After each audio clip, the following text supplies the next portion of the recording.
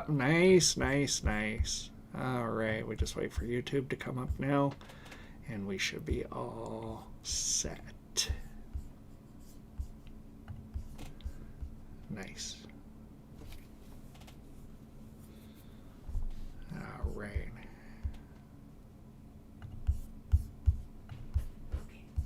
Oh, what happened to my Twitch feed? Did it go away? I don't know what's happening there. That looks weird. Is YouTube coming on, Joe? Okay, thanks. Thank you. Secret Squirrel. Buddy, nice to see you. Raptor Claw. How's it going, guys? All right. Thanks for jumping in and letting me know that everything's working all right over on YouTube. Got my volume on. All right. Let me get the right screen going on over here now. All right. Hey, Helmet. Nice to see you, buddy. Thanks for jumping in. Jordan, PBS 420, Cotter. Oh, man. The most dedicated one in the crew, Cotter. Honest to goodness, man. Amazing. Hey, Roscoe. Dennis, nice to see ya. All right. Everybody's kind of jumping in now. I love it. Love it. Flying Brian. That's an awesome handle, man. That's an awesome handle. All right, I got to get my screen set up properly here. Hey, Max, nice to see you, my friend. Kilroy, lovely to see you today, my friend. Johnny. All right, Modique. Woo-hoo. All right, Dabber. JP, hello, my friend. Jordan, I'm loving it. Loving it. Happy to see you 2 days in a row, my friend. That's pretty cool. Pretty cool. Darren, nice to see you. Ninye, happy Friday. All right. Yeah, everybody's jumping in now. This is awesome. Love it. Love it. Fridays are so much fun, eh? I mean, kind of capping off the week in just the right way, I feel like. MK. Nice to see you. All right, everybody's getting here. Beauty. Gotta love it, eh? Gotta love it. All right, got some fun stuff today. I guess you know what? Let's give it a minute. We'll let a couple more people jump in. Should we just kick off with the Roscoe? Hey, Fabio, nice to see you, buddy. Yeah, you know what? Let's jump in with the Roscoe right away. Let's do it. Kent Chill Nature, nice to see you, buddy. Rob. Awesome. DJ Moonwalker.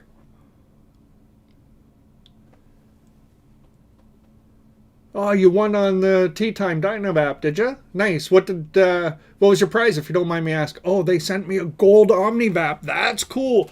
You know what? The Omni, that's a great device, honestly. I love my Omni. I put a Simrel 9-fin, but I mean, the JCVap Halo, in my opinion, is pretty much bang on to that.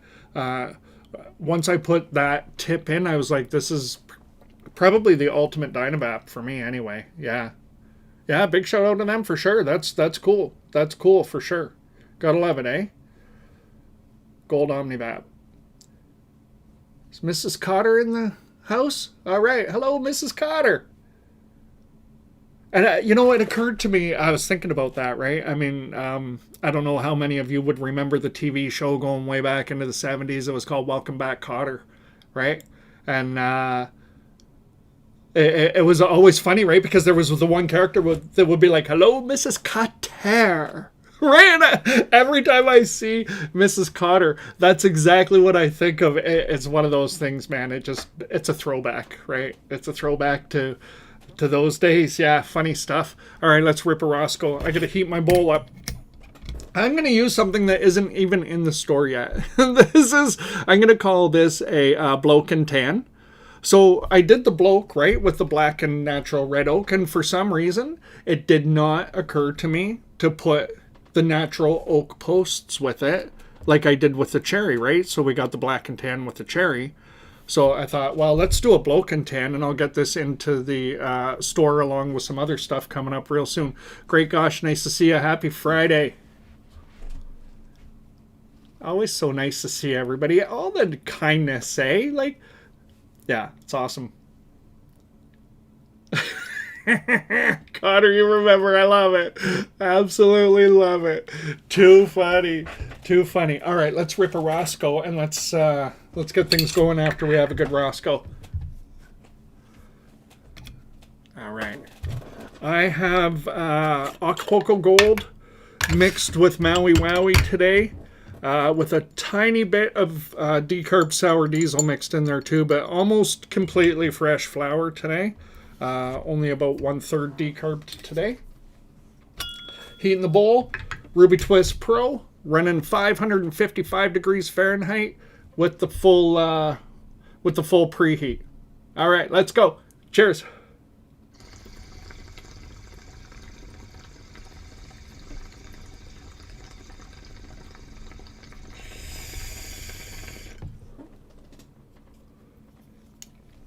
Oh yeah, nice big rips right out of the gate, eh? Horse Shack. That's right, Dan. Horse Shack. Very good. From Welcome Back, Cotter. Too funny. I'm going to let you guys on Twitch know too. I have taken the device from Mrs. TTB that she's using to catch your questions and give them to me, because I'm going to bring out the Dr. Dabber Switch Go a little later on. That's app driven, and normally Mrs. TTB is working off of my phone for Twitch, but I need my phone for the app today, so I'm going to pay closer attention. And if I'm not noticing, if you drop a comment on Twitch and you want me to see it and I didn't notice it, drop it like 2 or 3 times. It'll be honestly a great way for me to see it. All right, cool. I have to make the next one a double. I gotta love it. Anytime Roscoe. Beautiful. Beautiful. All right, perfect. Yeah, we got that love and feeling. Secret squirrel. Too funny. Too funny. All right, so let's set the intention for today. Today, the intention, of course, is to feel a little more connected to each other, ourselves, and the plant while walking away with minimum one piece of education that you didn't have before the live stream, so that we can all up our game together, right? Too funny. Don't forget the deep carb talk today. I'm actually not going to do the deep carb talk today, Cotter. I'm going to do that. I'm going to do that the next time we do a Thursday live stream. I have something else that was already planned for today, so I had made the poster and kind of did all of that, so we're going to kind of stick to that formula. But the next live stream we'll do a full decarb talk. I'll probably drop a full video on decarbing as well. I'm definitely going to do that, but we'll get into the full conversation absolutely next time, and I won't make it sort of device driven, right? And then sometimes I plan too much for one live stream because you just don't know how it's going to flow. But I've learned now it always seems to flow with more chat than I expect, so I'm learning these things. The other thing I wanted to talk about before we get into too far today, when I started the 2 different live streams, right, Thursday and Friday, I had this thought in my head, and I'm just kind of talking out how things work in my brain, right? Had this kind of thought in my head that they would be like 2 completely separate live streams, right? Thursday night would be kind of like the North American crowd, and then Friday would be the European crowd. Little did I know how much this was going to cross over absolutely all the way around. I had no idea, honestly. So when I prepare things for the live stream, sometimes, if I'm going to show something on Thursday, I think about it and I'm like, I don't want to duplicate that on Friday, because it turns out it's almost a continuation. Some players change up, some stay the same, and it's just this kind of continuation thing that I didn't anticipate. So what I've decided to do, and you guys chime in on this, please, I would love to... That's how things go on the tabletop call. I love it, Connor. Too funny. Yeah, so I'd like you guys to chime in on this too, but here's what I'm thinking. I think, like, today I want to talk again about the JCVap, the Crown Ball Vape, right? I want to talk about that because I know there were a number of people who weren't on the live stream last night, but I know there's some crossover as well. So I'm going to do that where I think something is super important to talk about, and I want to make sure every single person has a chance to ask questions and stuff about it. And I think, too, if I'm careful about how often I do that, I can kind of lean on some of the crew that hangs out on Thursday nights, and we talk these things out. Like, we had a really good talk about the Crown Ball Vape last night. So when I talk about it a little bit today, if there's things that you think I'm not mentioning or that were key points, or highlight things from last night, drop it in there so that basically we can make sure everybody who gets caught up on Friday, right? And that's what I'm thinking, more than repeat the content, is we just kind of catch up the people who weren't around last night, right? We catch them up today. So that's what I'm thinking. Okay. Yeah. So that's what I'm thinking. So we'll go for that anyway and see how that goes. So I am going to talk about the JCVap Crown Ball Vape a little bit, and I'm also going to mention the Dan Hall TTLP hack, right? The tabletop locked pearl trick that Dan Hall came up with, that is already been verified to me by a couple of people that they've done it, and it definitely helped them. So let's just jump into that super quick. We'll talk about that. We'll get into the JCVap Crown Ball Vape. I want to bring out the Dr. Dabber Switch Go, and I want to talk about that a little bit. That one, I think a lot of people are going to want to know about this one for sure. It's a completely different creature than I expected it to be, so I think it's going to be a fun talk, and you guys can ask whatever questions you want. And I wanted to talk a little bit today, if we can get far enough, and if not, then I've learned the same lesson today that I learned yesterday. I'd like to talk a little bit about temps. Different temperatures and what effects we can get at different temperatures, but not just your standard kind of, the same chart that everybody talks about. Like, go a little bit deeper into the temperatures, and what to expect out of it. So we'll see how that goes. Yeah. Are you still, everybody's still roasting out there, eh? 9-5. JP 93. Yeah, man. Hydrate. You're right about that, Connor. Man, that's a tough temperature, right? Because typically at this time of year, it's always coming with humidity too, right? So humidity makes things very uncomfortable compared to dry heat. Where I am in Canada too, it's all kinds of humidity, right? All summer. Oh, well, all the time. It's really, really humid. So, yeah, that's for sure. I get that. All right, so let's just jump right in with the locked pearl. Okay, so we're taking the 2x6 ruby locked pearl. And what Dan came up with as a hack for this, which was a brilliant idea, he used a rimless basket screen and went through the bottom, right, of the injector. So we just take the injector, flip it upside down, and he dropped a couple of terp pearls in there. Right, dropped a couple of terp pearls right in here, up close to where these terp pearls are. And the idea is this creates a larger amount of thermal buffer. Now, he used a rimless basket screen and just pushed it in so it sat up here. What I'm going to use is I'm going to use a rimmed basket screen, and I'm going to start including one of these with a few terp pearls in every kit. And so basically, I'm dropping the pearls down a little bit lower, but we get basically the same outcome anyway. So once you put some flour in here and you start to put the heat to it, that additional thermal buffer down in the bottom, it really makes the locked pearl very forgiving while you're using it. And it slows down the process, so if you want to get a little more terpene release before you get to the higher temperatures, it definitely will allow you to do that. So I'm going to use a small single flame, and we'll just heat this up, and I'll show you how it works when you add those extra terp pearls down in the bottom. All right, cheers.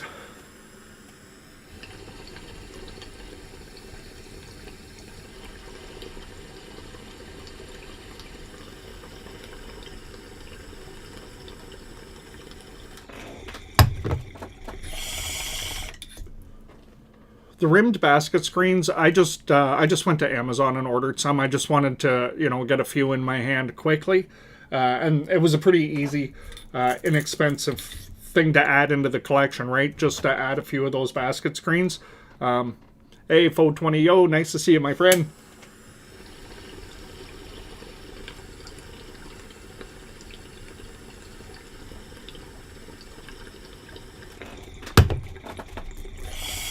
But I could go with a larger flame, and it slows the process down. So I know some people were having a problem with making the top of the flower too hot and maybe leaving a little bit of a scorch on there. We talked about that a bit yesterday, and it's one of two things. No, that Roscoe, they're actually sitting down on top of the screen right now.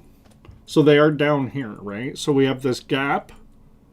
But what's happening is the heat's coming off of these beads, and then these ones are grabbing it before it passes by, right? So there's a little bit of a chamber in between, but it seems to be working really, really well. I can probably get one more good hit out of this.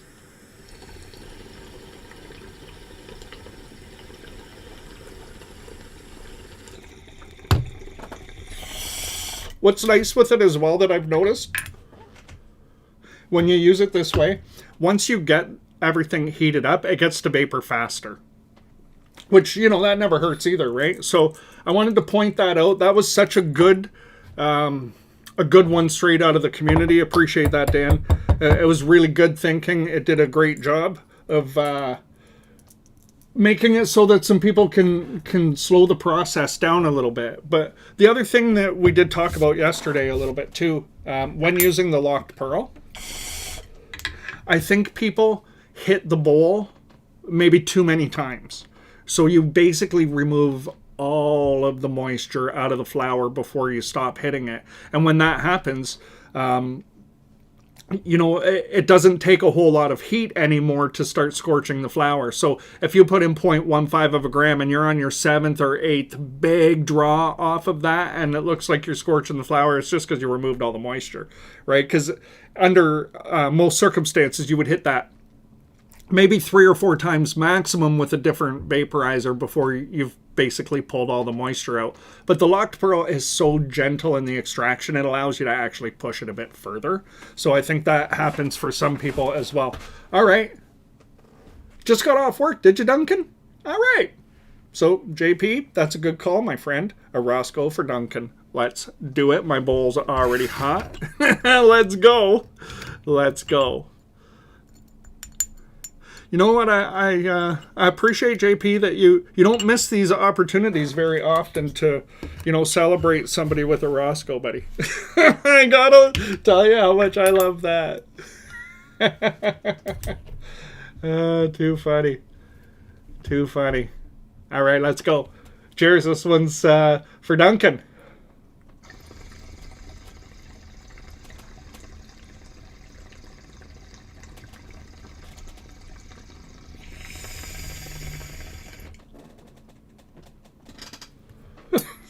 So much fun, eh?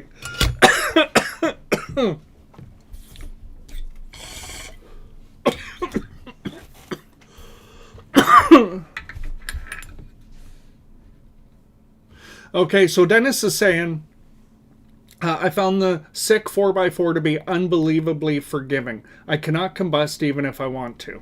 Well, that was kind of the idea with the 4x4, and I probably need to talk about it more. The idea with the 4x4 is that it is super forgiving. You can throw all kinds of heat at it, like tons and tons of heat, way more than you would expect you could, and you can just watch the vapor build, and combusting is very, very difficult with that. That's a great point, Dennis. Thanks for sharing that. You know what? Hi, James. I'm going to bring that out next live stream. I'm going to bring out the 4x4, and we'll play around with it, and I'll show exactly how forgiving it is, because you're right, it is unbelievably forgiving. It was actually the 4x4 was actually the very first one that I built, and then I started to change injector sizes and bead sizes and stuff like that to see if I could make it faster, more responsive, hotter, different things, right? So I thought I would play around with different configurations to get there. I should update you guys too on the latest injector I've been working on, and we talked about it a little bit last week. I have not had success with that, so I'm back to the drawing board. I'm going back to the beginning, and I'm going to start over, but I think I'm going to use the 14 millimeter and work with that. The 18 millimeter, the glass, regardless of how I'm doing it in the way I'm trying to make it happen, it just keeps cracking. So Um, yeah, so I'm going to go back to the 14 millimeter platform, and I'm going to try and work something out that's a little bit different than we've been doing so far. But yeah, so I think I'm going to end up scrapping that last idea. And that happens sometimes when you're developing a product, right? You get really close to the finishing line and you have one thing that you just can't overcome. And I've done the glass work about every possible way I could think of on that injector.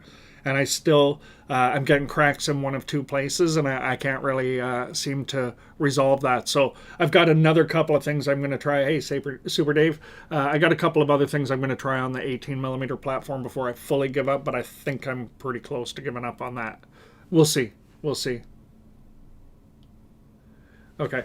All right. So I wanted to talk about that a little bit. Okay, let's get this. Let's get this JCVap Crown Ball Vape out here, and let's talk about this a little bit and have a couple of Roscoes with this. You guys have any questions about it, drop them in the chat.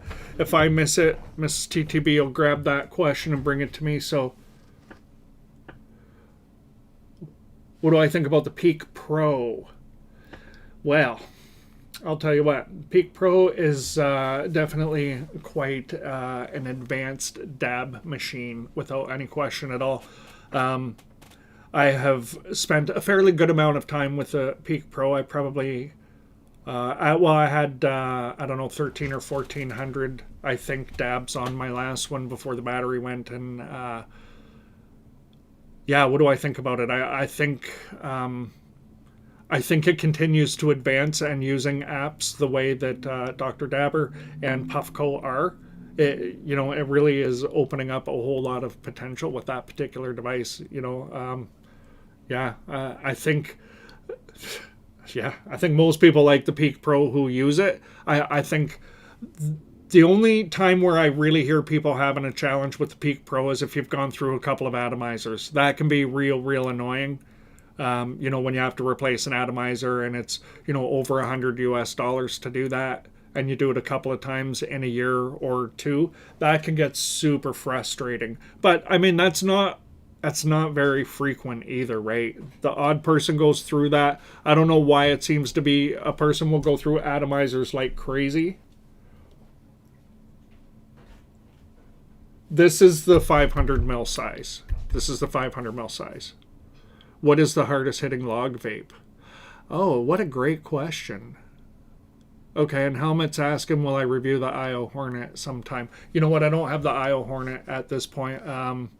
I should probably talk to them and see about getting one, though. So I'll definitely look at that for sure. I'll definitely look at that. Thank you for that. Hardest hitting log vape. I don't have them all, so I'm not really sure. But I find they all kind of hit pretty hard simply because they're pure convection, right? And they're typically quite efficient convection, so you're using small amounts and getting really efficient extraction. Like even the e-nano, just you're using like 0.05 of a gram in that, and you're getting great big rips, and it hits hard. So I think they're all super efficient from the experience I've had with them anyway. I actually wish I had more of them to have a better comparison going on.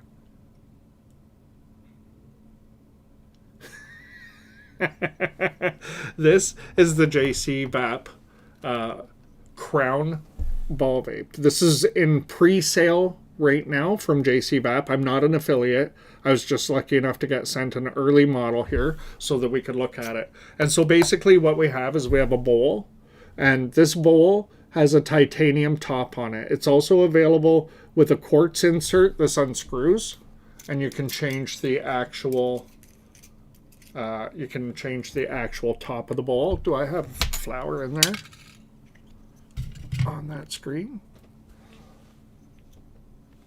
So you can change this top piece so that you can put quartz, which I'll show you in a second, or they also have a ruby insert piece as well. Okay, pricing. I did get the exact pricing. I went to the website and I got the pricing before I started because we were kind of, I wasn't, hey Z06, Dave, nice to see you.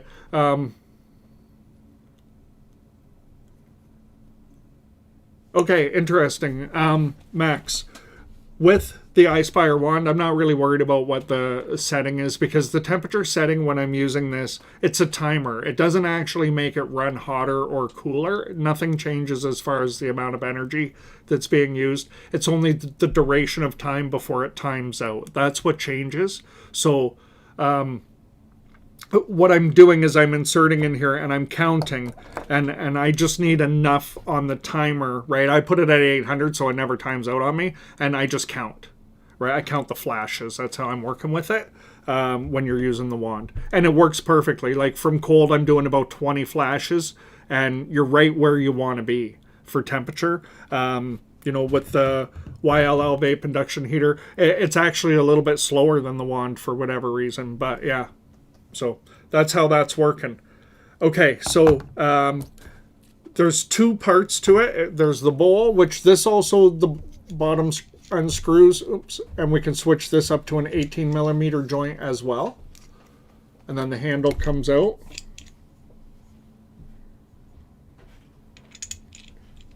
You know what, Roscoe? I'm just seeing, curious if the IO Hornet injector bowl would do well with the locked pearl. I'm going to have to look at that after. I don't actually know what the Hornet bowl looks like off the top of my head, but I'll tell you what, I'll have a look and I'll definitely shoot you a message and let you know what I think, how it'll work. I have a pretty good idea just when I take a quick look at a bowl, exactly how it's going to line up. If it's going to be, you know, if it's going to be a shallow bowl, it's not going to work all that well. If it's a bit of a taller bowl, right, if the injector will sit up a bit higher, and you can see where that ground edge is. If it sits up a bit higher, typically it works out pretty good with the locked pearl. Frolic is top notch. Yeah, that's another one I don't have as of yet. So inside this housing here, okay, and that's what we have here. This is where the beads are being stored. So they're 2 millimeter beads, and there's about 300 of them in here when you get it. There's a little bit of room in here. If you shake it, you can hear it's not 100% perfectly full. But I find the beads, the amount of beads that are in here, I don't want to really add any more to it anyway. So what I did, these are filled with ruby beads. But what I did is I took another one I had and I filled it with silicon carbide, not silicone, silicon carbide, just to try the difference. And you know what? The flavor is very similar between the two, honestly. So I'm just kind of sticking with the ruby and I love it. I love it. Okay, so I think I need to find here, bear with me guys. I want to just pull out a squirrel fact before we go any further. It's probably time for a squirrel fact, isn't it? Okay, so this week we're focusing on squirrels being pests, right? Stuff about that. Let's get a Roscoe going soon. Okay, well, let's get a Roscoe going right now, Ninye. All right, let's do it. I'm going to, I'll just rip a real quick one here with the Ruby Twist Pro. And then we'll carry on with the JCVap, and we'll start ripping on that in a second. But let's have a quick Roscoe as we go. All right? Cheers.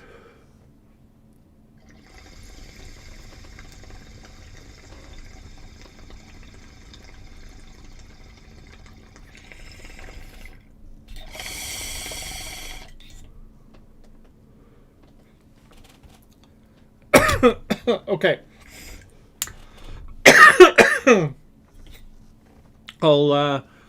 I love these questions. Where did it go? Oh, there it is. Thank you. Keep the questions coming. These are awesome, guys. It really helps me know exactly what you want to see and what you want to talk about the device. So the wooden part up here, okay, this is a handle, and that's all it is. Okay, so then the handle, it actually becomes the housing. So this piece here unscrews with the handle when you turn it, okay? I don't want to do that because the beads will fall out. And then this handle is on a nice chunky, nice thick thread. Feels very robust. Like it feels like this is not going to fall apart on you anytime soon. Sometimes the handles feel a bit flimsy. This feels really, really solid. The whole thing feels actually very solid. Yeah, so basically when you look here, I'll see if I can get in close enough to the camera, but the air, I'm not going to get it to focus enough. Basically what happens is when you put this on here, you have small holes around the top and air pulls in, runs through the beads, right? Comes in here through the beads into your flower and then down into the water piece, right? So that's kind of the way it goes. And you're just simply heating it up with your induction heater and hitting it. So basically what I'm doing is I'm doing a heat and a rip. Heat, rip, I'm not getting 2 rips off of a single heat. It cools down pretty quickly. But what's nice about that is, you know, if you're on the go, you want to travel about 5 minutes, it cools down enough you can just kind of move on, which is super cool. So it feels like it's pretty durable. The manufacturing feels excellent. So I feel like this is going to be one, it's going to be a real winner. If you go with the setup like this with the titanium up top, okay, so it looks like that.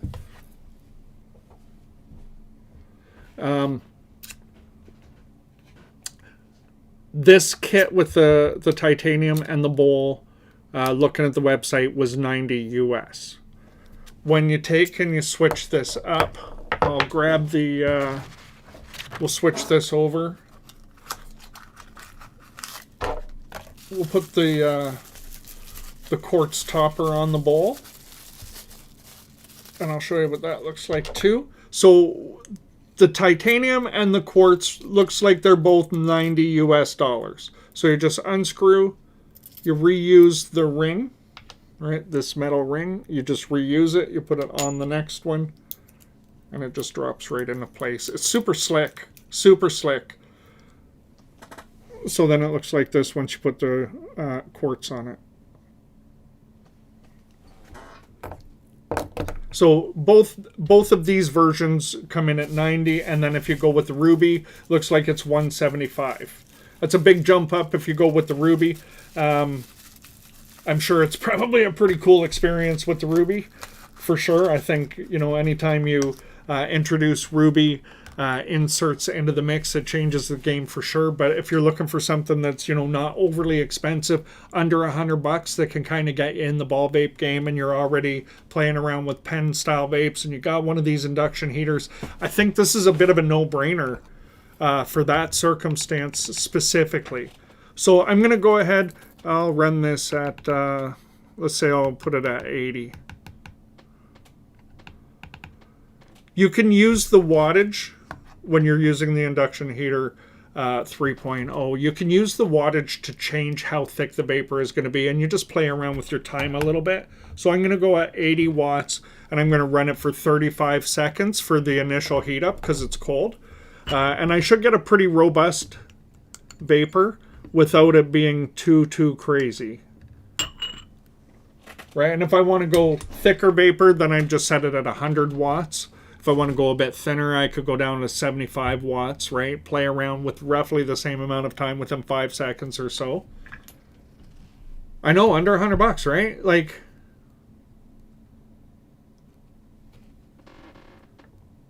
okay, so there, that's I went 35 seconds there at 80 watts. Cheers.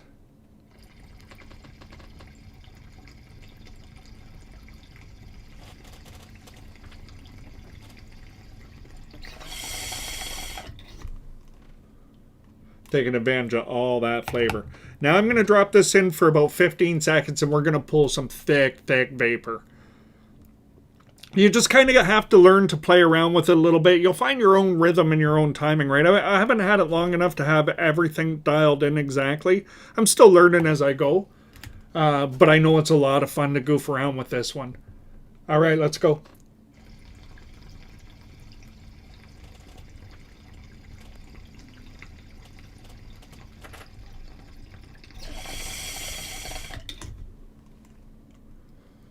It definitely works.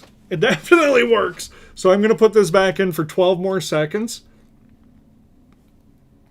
And then I'll rip this one more time on this bowl, and then we'll turn the induction heater up to 100 watts, and we'll definitely chase some clouds.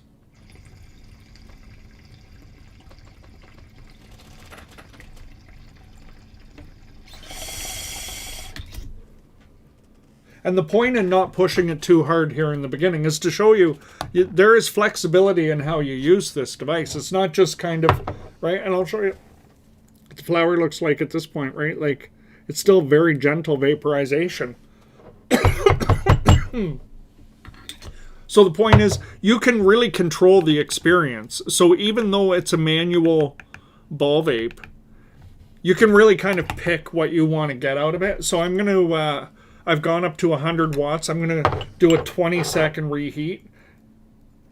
And we'll see where we're at as far as thickness of vapor. If I feel like the vapor's too thick, then I slow my draw down or I stop drawing for a second. And if it's not thick enough, then I just drop it back in for 10 more seconds and away we go. I think this is going to be quite good though. Cheers.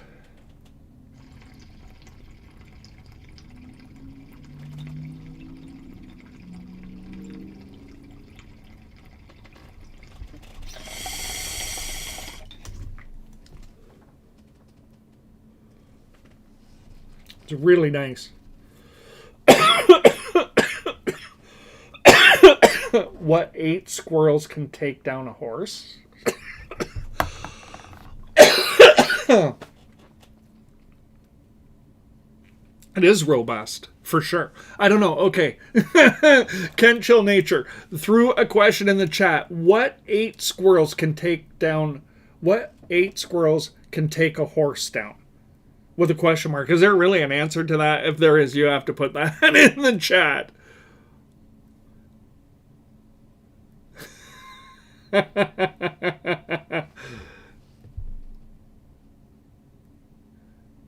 It's crazy, eh? No, come on.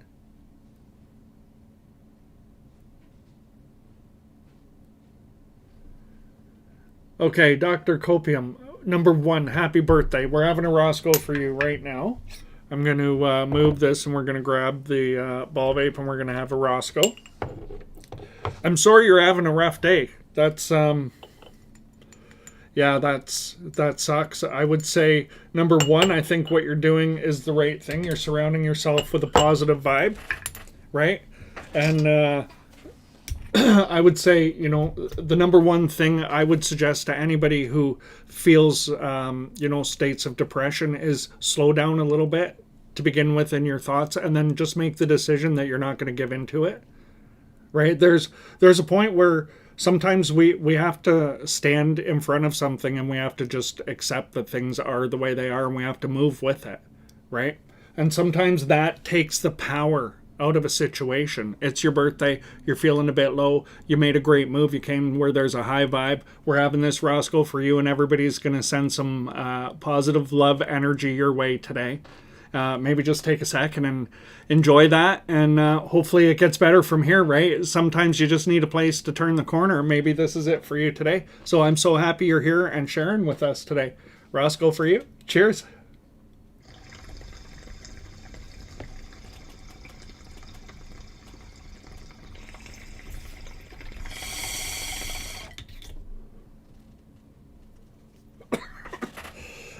Oh, that was a ridiculously big one.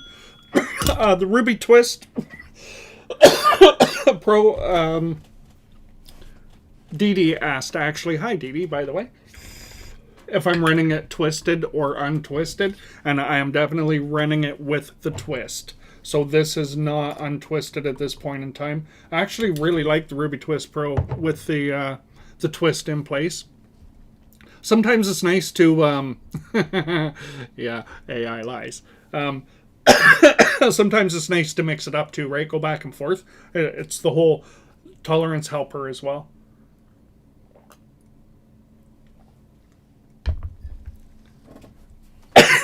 You're welcome, my friend.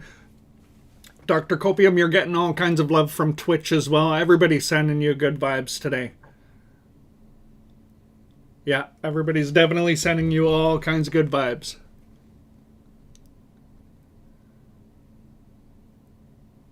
Oh, get out of town. Oh, you're so right about that.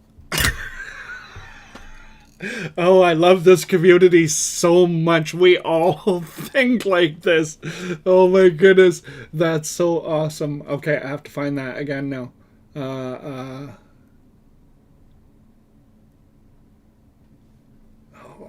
come on. Where is it?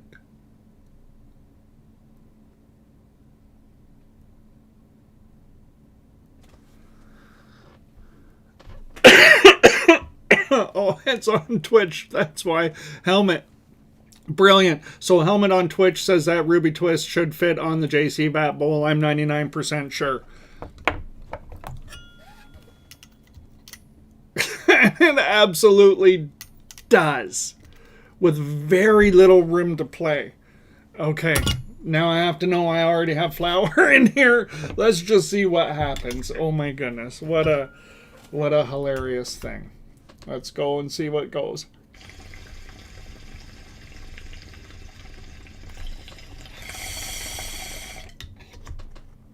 Whoa. That works. Oh my goodness. Oh my goodness. Why wouldn't it work, I suppose, right? That's a cool thing to learn as we go here.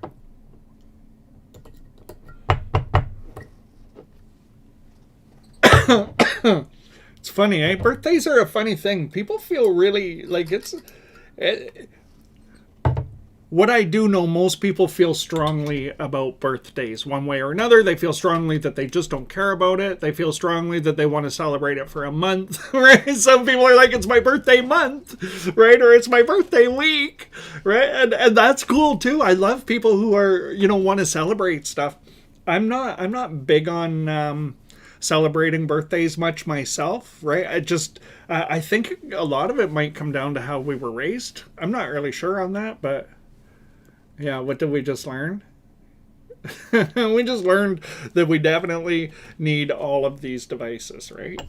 Because they all somehow go together in these crazy fun ways. I'd rather pet a squirrel. Too funny.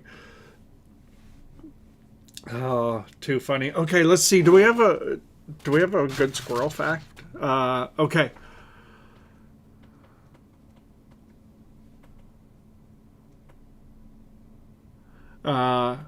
They can strip bark from trees and shrubs, on young trees in particular.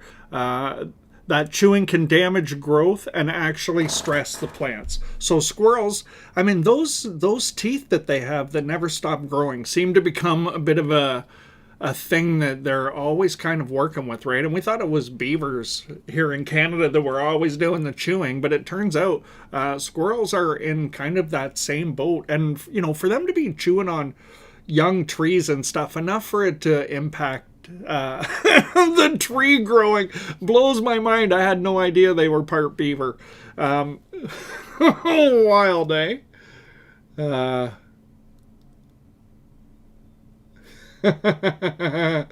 Oh, too funny, Dee Dee. That's funny. I'm just amazed I've survived this long. You and me both, my friend. You and me both. This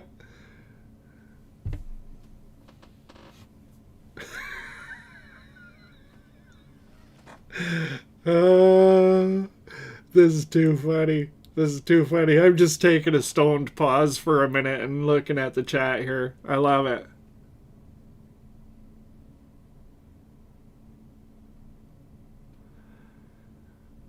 Oh my goodness.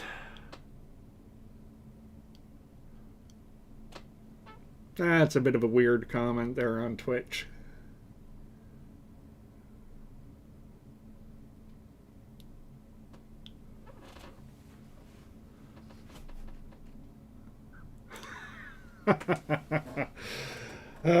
You never know, eh?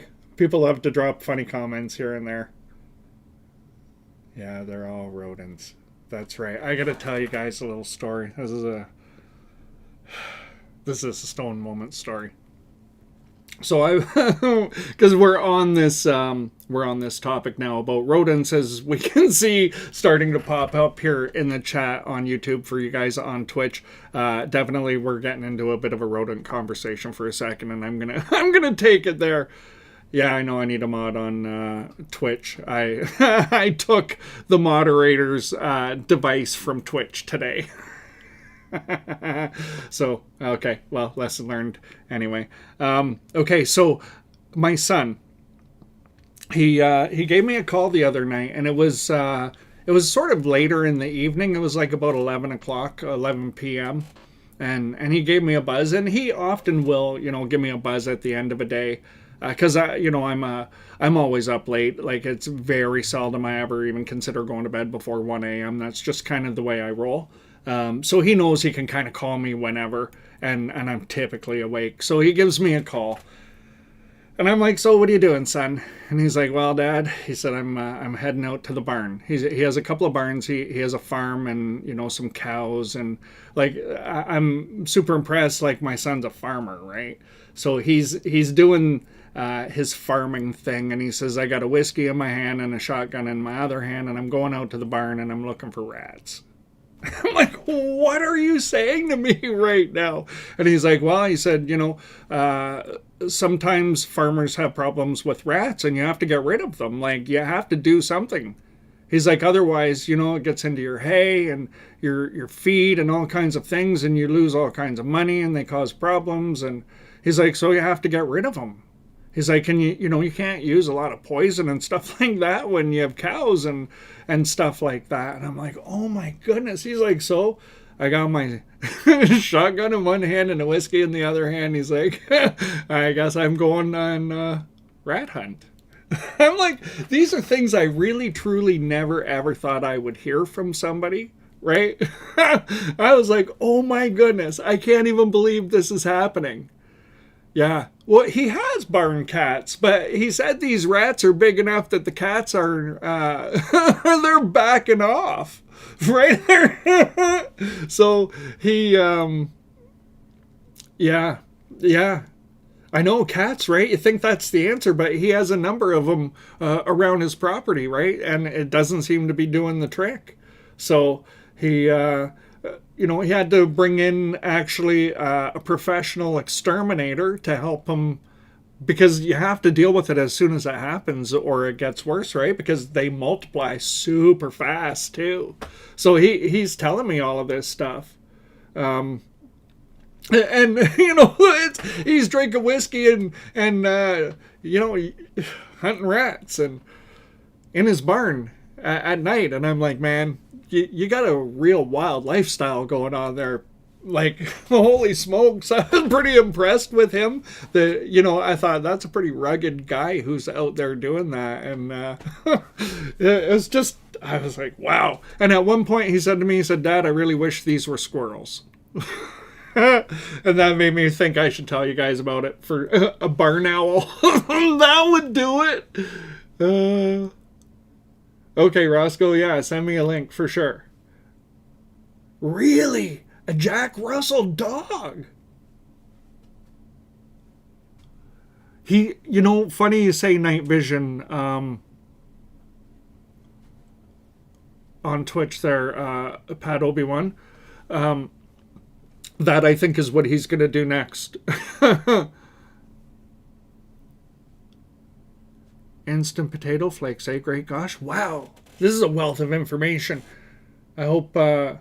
TTB is grabbing the screenshots here, because this is...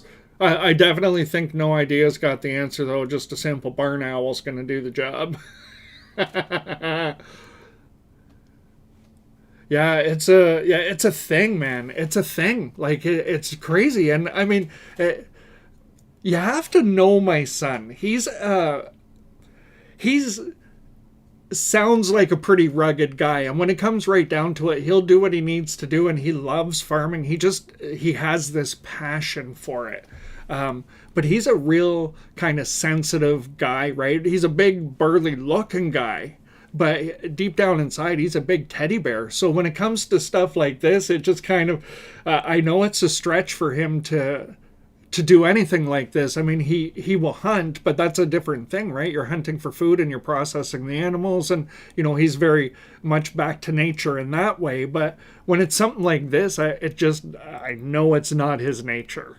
I know it's not. So It was wild, and I was super high. I was testing dab rigs at the time, and I was about 7 or 8 dabs in about 45-minute period of time, and I was in that state, and I couldn't stop laughing, actually. It was one of the funniest phone calls of my life. Well, I'm listening to him have a couple of whiskeys, and he does have a TTB. Yes, he does. Have I ever vaped Maui Wowie? Well, I'll tell you what. Reddit Chronicles, I am actually vaping Maui Wowie today along with Acapulco Gold. Yeah, and Sour Diesel mixed in. Was it Sour Diesel or was it Red Congo? It was one of those two. Now I can't remember. Maui Wowie's a beautiful strain. Definitely a beautiful strain. Roscoe, hey? All right, let's have a Roscoe. So I totally just segued there, like all over the place, talking about my son in that phone call. But it was just one of those things. It was... Sometimes you just think there's a conversation you're never, ever going to have as long as you live. And I thought that was definitely one of them until I was having it. No kidding, eh? Scottish Terriers. Yeah, Dennis, that's right. That's my son. He did the sticky break video with me. What a good sport he was there too, because he really, has very little interaction with cannabis, right? He's not against it. It's just, he drinks his whiskey and that's kind of his thing. Every now and then he'll have a puff or whatever. And I asked him if he would come on and do a video with me. And it was a sticky break video because I wanted people to see even a brand, like somebody new, a newbie could absolutely run a sticky brick. So I just handed him the stuff. I showed him and said, here, and it was on camera, and he got absolutely blasted. He was such a good sport about that too. Loved it. Absolutely loved it. Too funny. I couldn't believe that he did that with me. All right, let's go. It's Roscoe time again. All right, we're doing it. Roscoe time. Yeah, that was a fun one. I loved that he did that with me. Because if you knew him, you would know that just was definitely not in his wheelhouse, right? That wasn't his comfort zone, but he just did it to do it with his dad. It was awesome. Yeah. Cheers.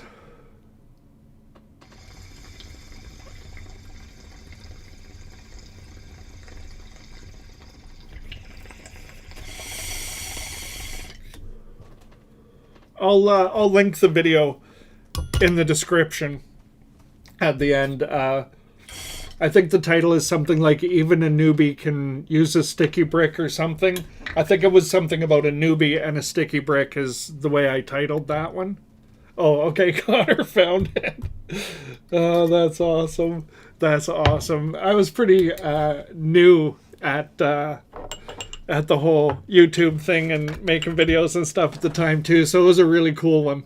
Yeah, it was a cool one. These are like moments, almost like you can sort of see the changes over time, right? As I've gotten more comfortable on camera and tried different things and learned more about the community and stuff. That's beautiful. Gotta love it. Chill pipe with ice cubes. Nice.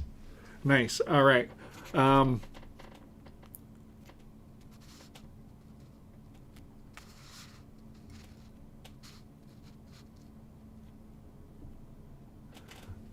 Okay, yeah, here's another fun squirrel fact. Let's just have another squirrel fact. Okay, they can, hang on. Oh yeah, they steal insulation and nesting material. In attics, sheds, and wall spaces, they may shred insulation, paper, and fabric and then build a nest. So they'll like take your building materials and turn them into their own building materials. Oh, they're brilliant. Brilliant. I've seen them, no, that was birds actually, when I brush my dog. if I get a big mound of fur and I put it in the lawn, the birds will come down and take it, and they fly up and they line their nests with it. That's pretty cool too. That's a pretty cool thing.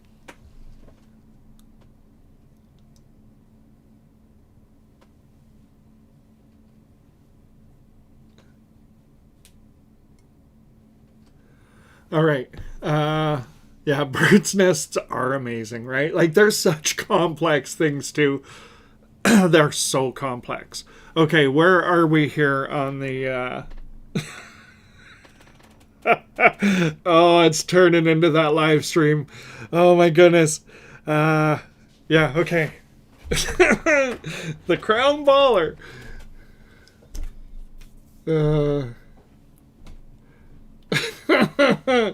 Do I find hose diameter makes a difference? Doesn't everybody? No, okay, no, just kidding. Yeah, definitely. To a point. To a point. At a certain point, the hose diameter only matters compared to other restrictions in the system, right? Like if you have a really thin connector, right? Like a typical whip hose connector that has that, very small glass piece that you slide the hose over. That restriction becomes far more important than the actual hose diameter. So if you open every other part of your system's airflow up, then hose diameter will matter. But not until you get that far does it actually matter. So that's how I would answer that question, I guess, because I played around an awful lot with hose diameter, in development of the tabletop bong. And I do actually have, excuse me, I do have some hose that is a slightly bigger diameter. And in certain circumstances, it does make a difference. I just don't find that I need to get it done with a slightly thicker wall. I'm finding, as soon as you go a bit bigger in diameter for hose, it wants to kink more quickly. So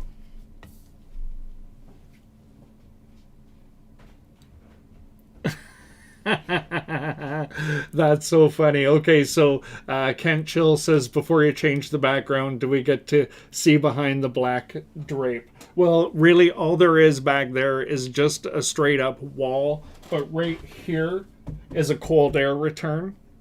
So it's just like a metal grate, right? And it's very unattractive. Like you can paint it the same color as the wall, but it's just unattractive. So the black backdrop actually is to make the vapor more visible.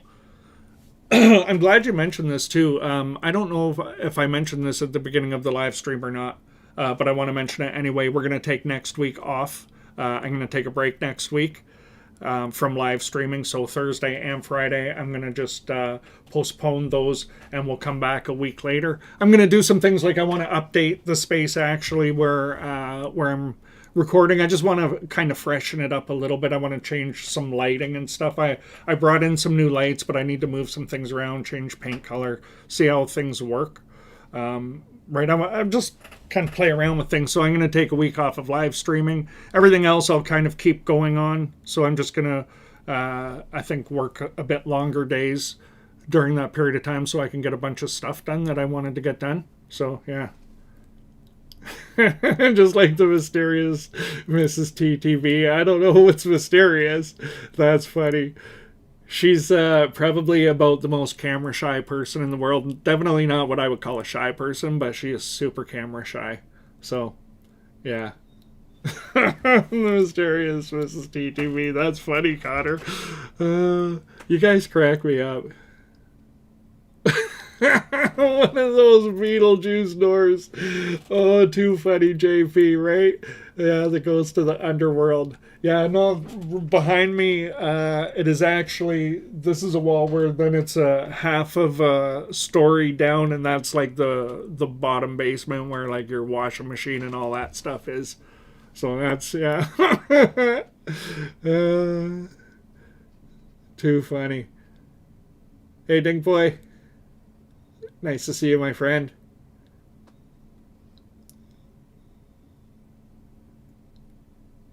Oh no, I'm gonna put the backdrop back up, but I'm gonna just change it around a little. But I'm probably gonna put it on a frame so it stays kind of nice and tight. But I definitely want to have it there because it definitely helps with seeing the vapor, right? Vapor production and things like that. It helps with the whole process of making videos, in my opinion. So, I'm going to paint the walls and stuff like that. Like, I actually have some artwork on the wall up here, which is going to end up over here. And I have a mirror on a wall over here that's going to end up over here. So it's just going to kind of, just balance the space out a little bit differently. Yeah. Yeah, I look forward to it, right? And when you record a bunch of videos in the same space, after a while you want to change it up. It creates a different perspective, right? I'm also working on the rest of the room that I'm in, which is where I do packaging and stuff like that. I'm kind of overhauling this room as well, so everything I see in front of me is also going to be a bit of a different perspective, so everything will feel kind of new and fresh. Yeah, and I love that kind of stuff, right? Like, I'm always moving furniture around and stuff like that. Like, Mrs. TTB and I, we typically don't leave things the same for very long. Yeah. I was thinking about maybe adding a logo somewhere up here, but I don't know. It's funny, right? It's funny. I'll think all this stuff through. I'll just sit and have like a mega session and just make all the decisions at once. That seems to be the way I do that. I'll get a bunch of questions in my head. Should I do it this way? Should I do it that way? And then I'll just sit down, have the list in front of me and have a mega session and just think through each thing. And I try and make them, the things I need to solve. I start with the hardest thing and I work through to the easiest thing instead of the other way, because it kind of matches how the session goes, right? Yeah, carve your logo in your desk. I know. I was almost thinking about making a whole new desktop, quite honestly. Right, so that was something I had considered as well, and using my CNC router to kind of cut in a big logo, and I've thought about all kinds of different things, right? So I think the desk will be the last thing I do. I don't think I'll do that right away, because that'll be something I'll have to do when I have a few days where I can just kind of check out and do that. But squirrel decoration, I love it, right? That would be cool too, right? To have the wall done in some kind of cool feature.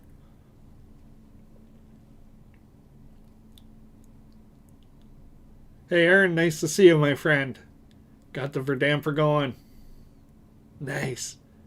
Yeah, I'm gonna bring the verdamper out very soon too. I think that's definitely in one of the episodes coming up.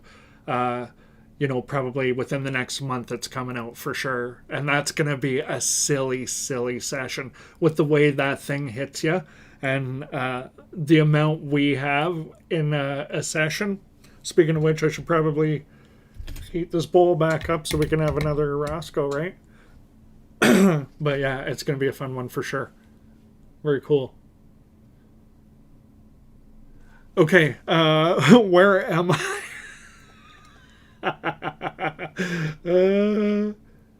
All right, woohoo, Matt, man, I love it. Anti-war hero, thanks for jumping in, my friend.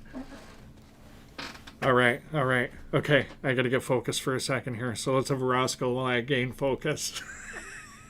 That typically doesn't help, not at this state, but that's okay. Oh, we're gonna hit the crown baller a little more. That's what we're gonna do. We're gonna push on it a little bit so I could show you, if you really want to cloud it up, what kind of capability it has. And now I'm doing this, and so then we're gonna do that right away. And hey, Age.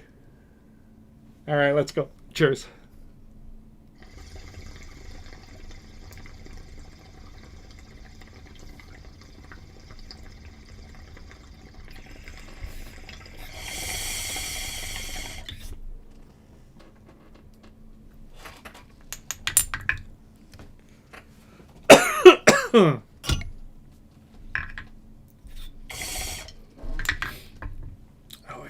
good one.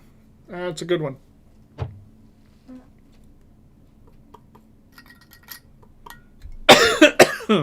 Okay. Let's I'm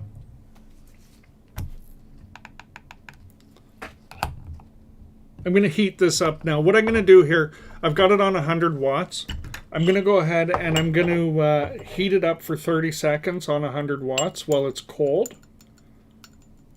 And what I want to do here is I want to actually push this a little bit so we can cloud it up. So I'm going to heat it up for 30 seconds, and then I'm going to take it out of the heater, and I'm just going to kind of let it heat soak without doing anything with it for a second. Okay, and we'll just let it sit down there for, 5 or 10 seconds, and then we'll give it another little heat up, and then we'll drop it in and we'll cloud this up. And you can see if you really want to push this,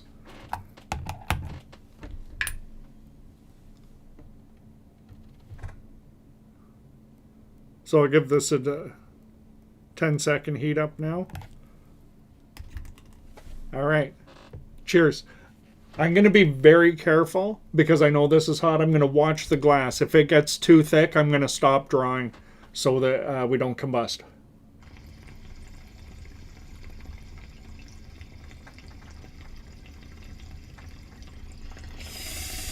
Oh, tiny bit more heat. And that's the thing with it. If you need to just put a little more heat on it, just pull it out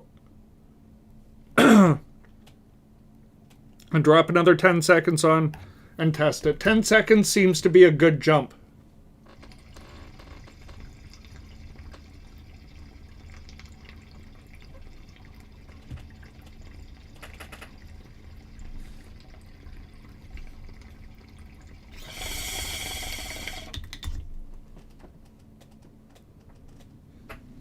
But you can really push on this thing.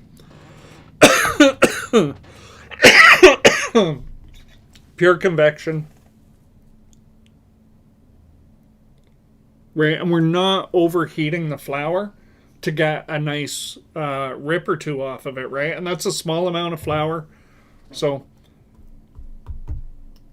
all in all, verdict for me anyway is I think this one comes in as a complete win in my mind when it's under $100 and you can get that kind of a ball vape experience out of it. I mean, it's not the same as a traditional ball vape, but you can push on it, and if you get really good with it, you can get an extremely pleasant experience out of it and a full ball vape experience, right? And convection hits really hard. You can get that full spectrum release if you learn how to work with it, right? And to walk your temperature up slowly and things like that.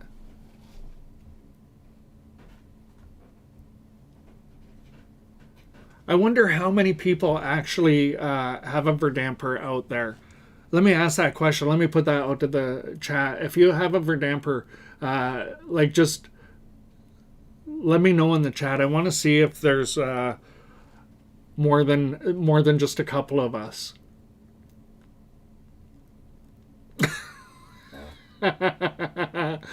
That's some great advice, James. Stay far away from doggy treats when stoned. That's very good. Ralphie, nice to see you, my friend.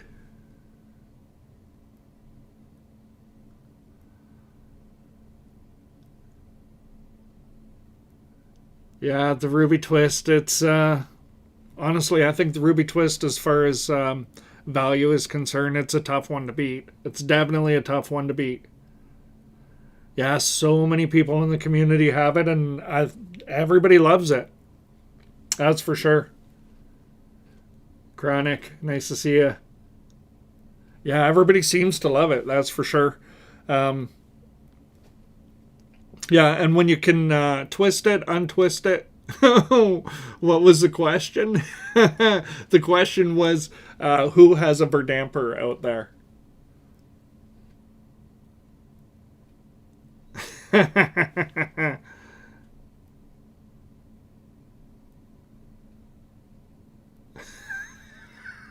JP, you're hilarious, buddy. Too funny. All right, looks like there's not too many of them out there, eh? Aaron has one. I have one.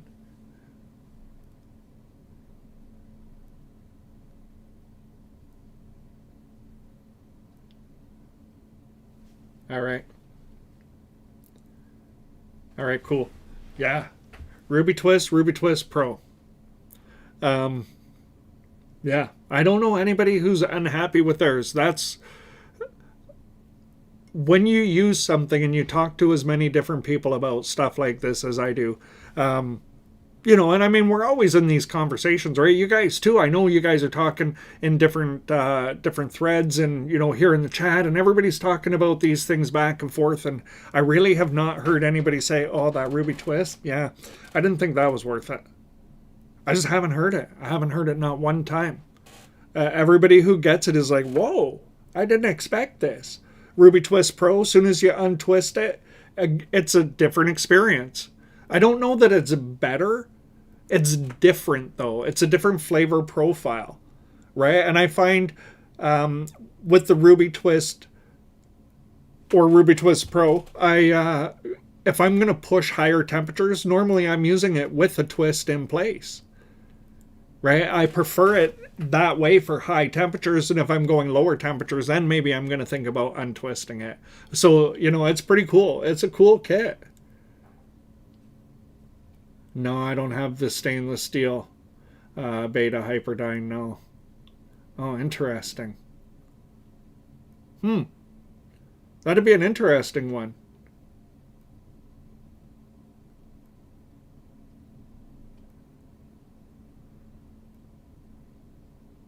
I can't really refresh the stream Reefer Madness that easily because it's a simulcast, right? So it'll kick everybody out, and I don't really want to do that. It is okay. Sorry that it's got a little bit of a chug to it today, does it? Interesting. Really? Dancing Flames. You haven't really heard about the Ruby Twist, eh? Yeah, I think it's definitely one of the most popular first time ball vape buys. I think it's probably the Ruby Twist is probably the top of the game for that. I think probably that and maybe the Screwball. Yeah, maybe. There's maybe some other ones that I'm not thinking of, but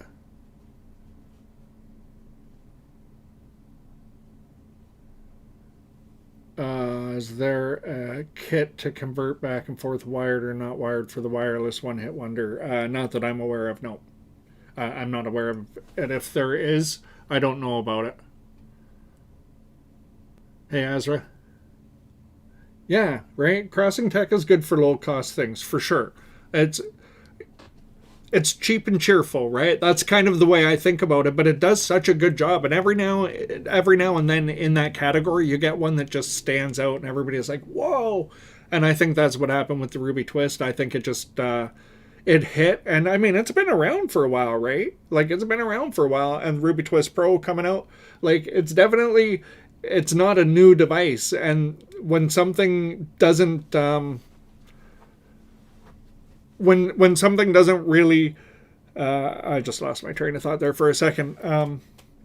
Sorry, when something doesn't really fall out of favor quickly, right? When it just kind of hangs around and it just kind of new people discovering it all the time, and it stays as kind of a top value, then there's it's probably something worth looking at anyway. Yeah, good intro stuff, right? Like, and I think I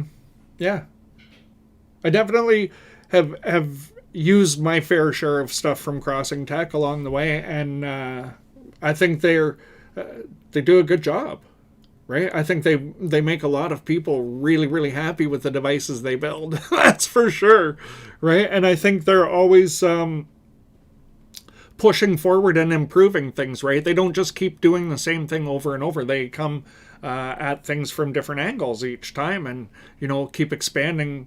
So it's pretty cool. Yeah.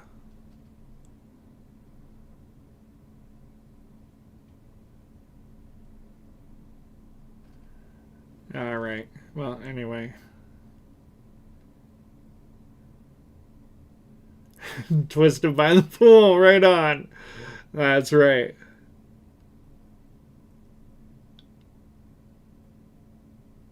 Yeah. All right. Thanks, Pad. Appreciate that. Pad Obi-Wan. Yeah. I mean, sometimes, you know what?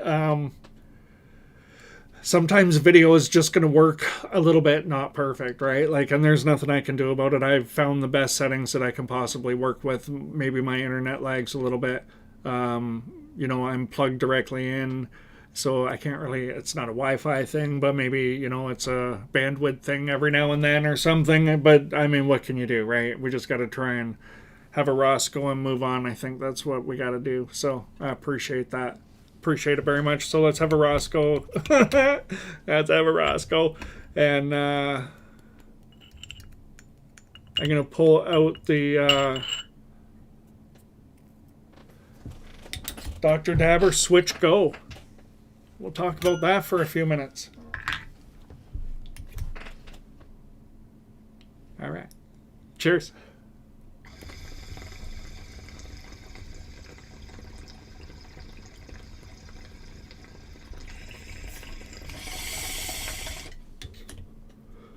Don't use wired ball vapes in the pool. That's probably some great advice, JP.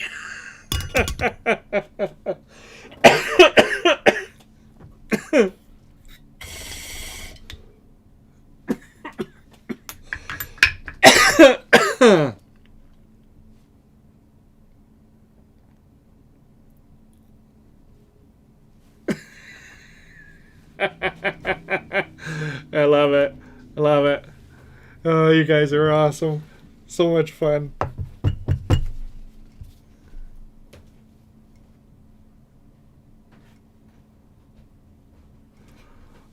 Oh, wow. Okay.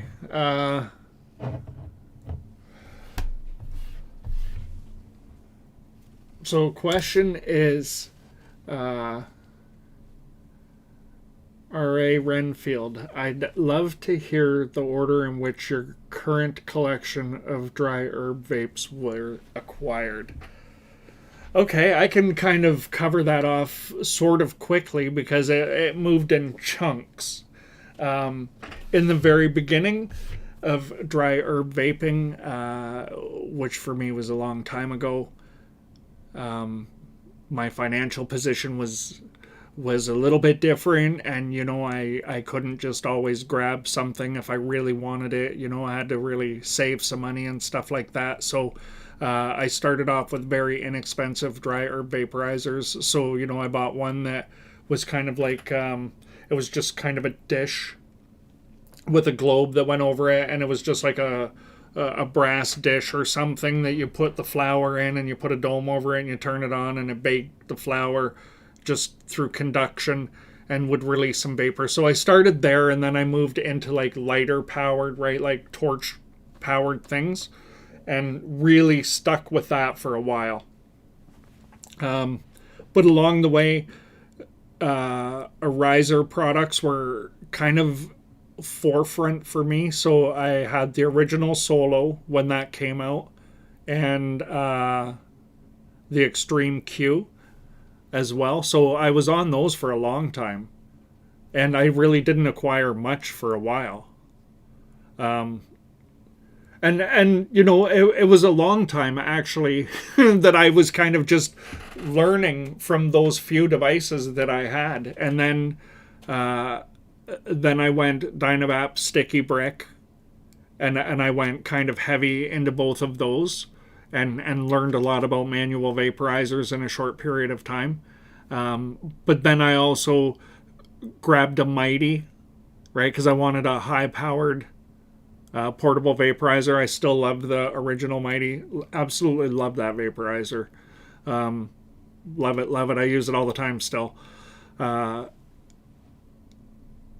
I went into ball vapes, right? And the portables just kind of came along, right? Because then I was starting reviewing and stuff, so you know, my whole collection just kind of started to blow up once I started to review, because I ended up buying a lot of vaporizers in the very beginning, right? Because that's how I was gonna do it. I had to buy the vaporizers, and I wanted to learn about them to improve my product, and then I made review videos at the same time to, Yeah, and so then it expanded really quickly all at once. Yeah, it was a slow burn in the beginning though.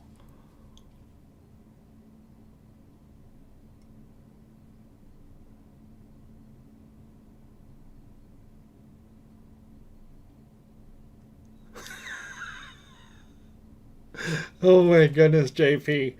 Oh.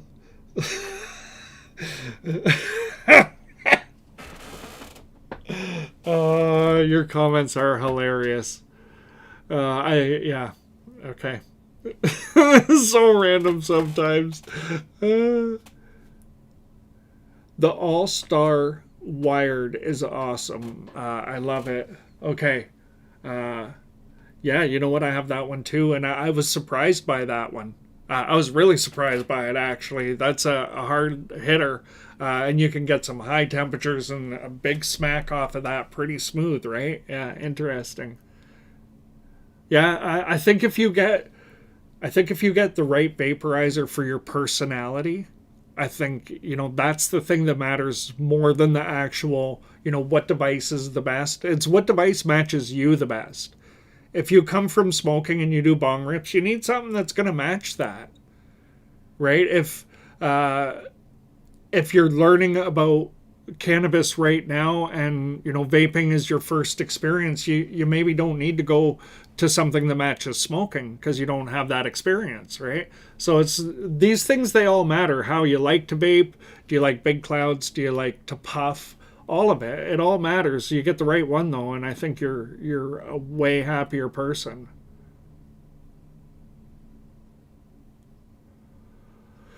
What would I say is the very best ball vape, cost not considered? That's an interesting question. Let me think about that one for a second.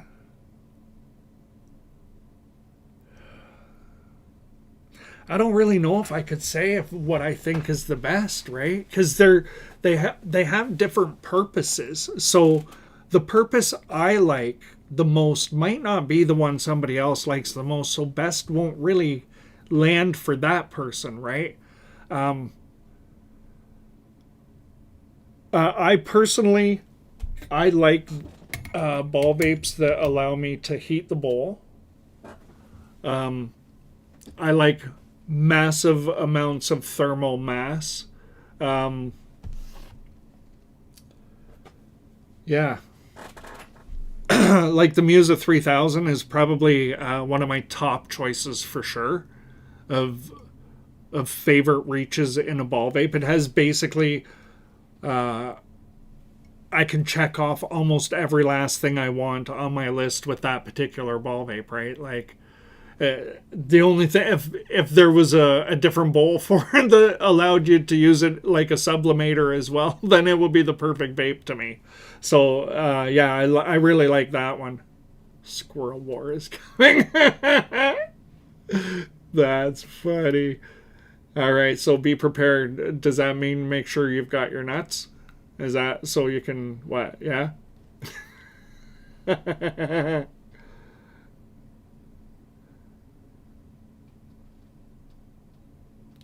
Right, exactly. Match your personality, not your outfit.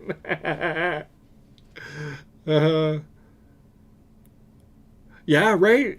Azra, good call there. So yeah, going from bong rips, then bordering combustion with Dynavaps for a single cloudy rip. It's the transition, right? It's something that I tell my friends to do when they're transitioning. I call it dirty vaping. And as for you, nailed it right there. Push on that line of combustion. If you happen to, create a little bit of a black edge on the dry herb in the Dynavap when you're making the transition, who cares? Still better than a full combustion, right? Like, definitely, that is such a great way to make the move. Yeah, dirty vaping is definitely a good move. Okay, let me get organized here now for a second. I want to get... Oh, I can't believe I'm going to hit a dab rig now. It's going to be fun.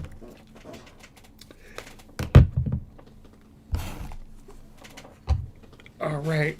So this, the Switch Go. Let me get notes where I can read them. All right, I got this in about a week ago. Let me just give a shout out to TVape. TVape sent this to me. They're working with me on a project where I'm putting together some different comparison videos, and they helped me fill in the gaps on e-rigs that I didn't have. And this was one of them they sent along just to, for education purposes for the channel, and so that we could talk about these things on the live streams and create some pretty cool comparison videos. I thought that was really cool of them, so I just wanted to shout them out. No affiliate links, no commissions or any of that. It's just we're in a cooperative state, which is a beautiful thing. So shout out to TVape. Thank you so much for making this possible and giving this device to us so that we can talk about it here on the channel. So let's get into it. Switch Go from Dr. Dabber. This is a very, very different device than the Switch 2. Very different device. It looks similar, right? But smaller. But for me, that's where all comparison stops. This is not running the same induction heating system. Let me, I'm going to just kind of take everything apart here, I think, and just show you.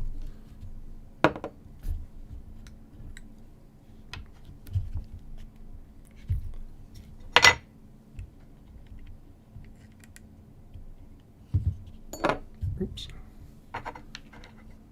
Okay, so this is the quartz insert that sits inside the device.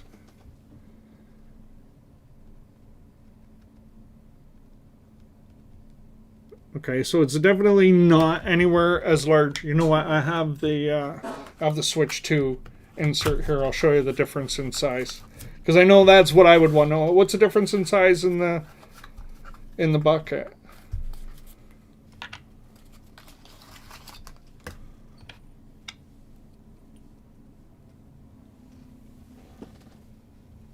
So you can see there's a definite difference in size, right?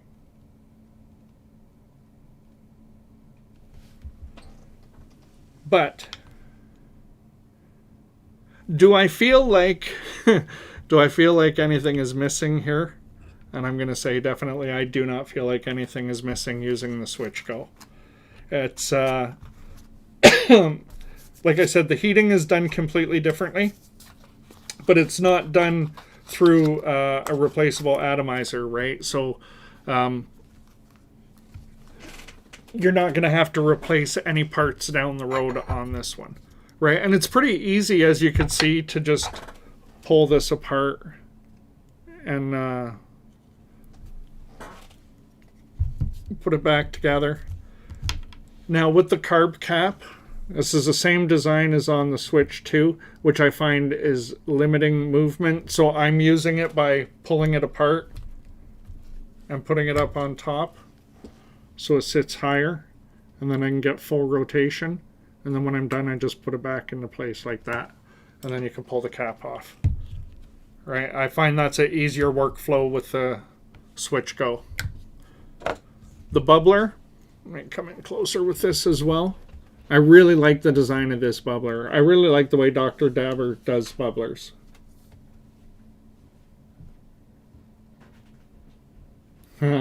Chronic Master Vapor just got the sapphire insert for the Switch 2. Can't believe the difference. Yeah, you know what? When I ordered my Switch 2, and I bought my Switch 2 right when it first came out, paid the full brand new device price, and I also ordered the sapphire insert with it because I knew the second I got the device home, I was going to be like, okay, so this is what this is like. Now what would it be like with the insert?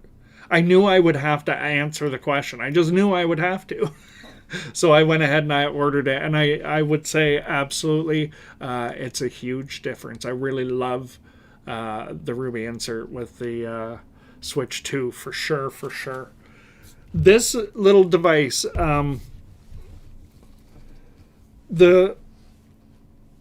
it also it runs off of an app exactly like the Switch 2 does, right? And it's fully completely comprehensive app. It works really well, super efficient. I'll run it off the app today.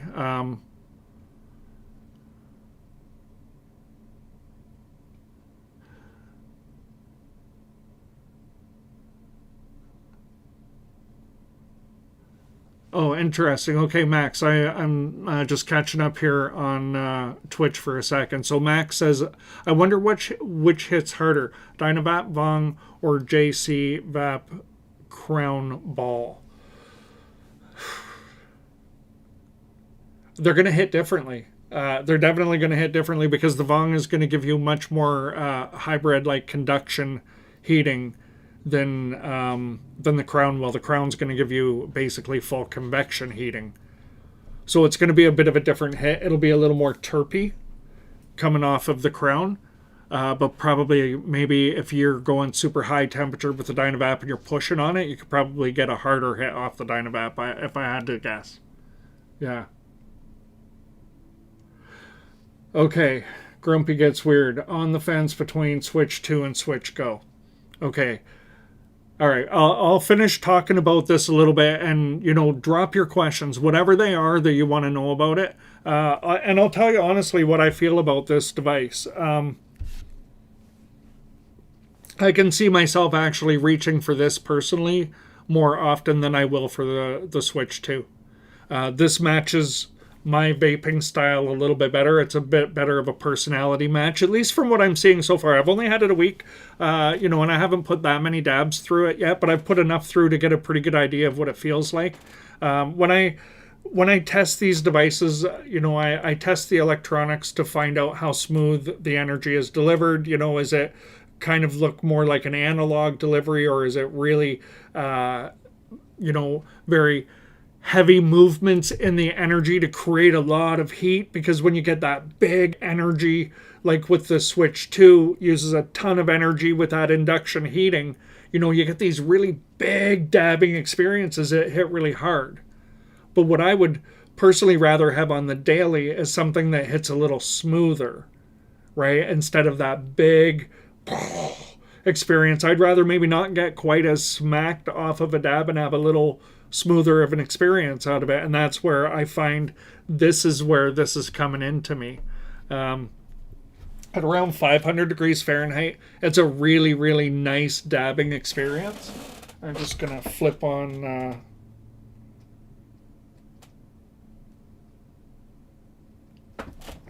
flip it on here.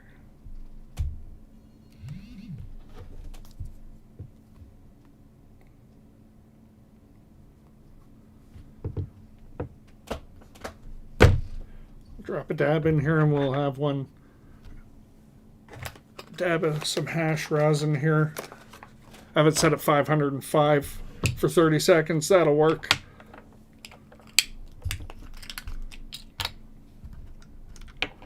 I'll reset the cap. But I find it definitely is a pretty smooth experience for sure. I'm not going to use too big of a dab. Something that looks like that.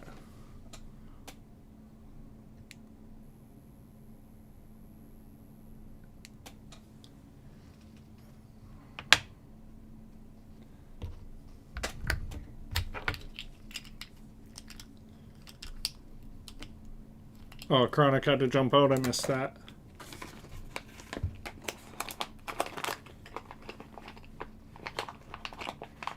Okay, well, I'm going to run this at 505, so you'll see a good comparison then to, say, the Carta 2.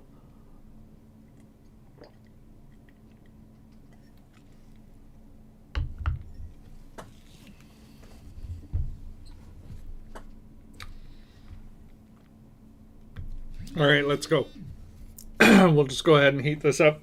I'm going to run it for 30 seconds. So a dab like that, I'm going to clear out in about 3 inhales. So 30 seconds runs pretty well for me. All right. And it has a nice, nice colors, eh?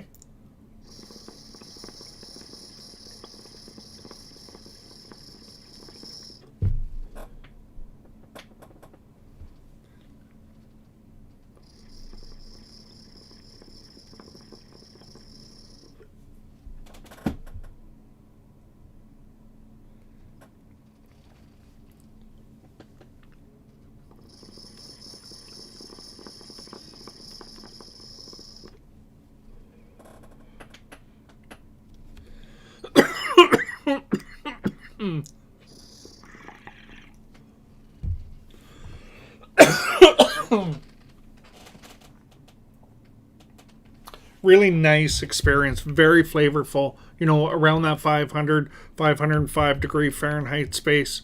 Not a very big dab, full of all kinds of flavor, nice clouds with it.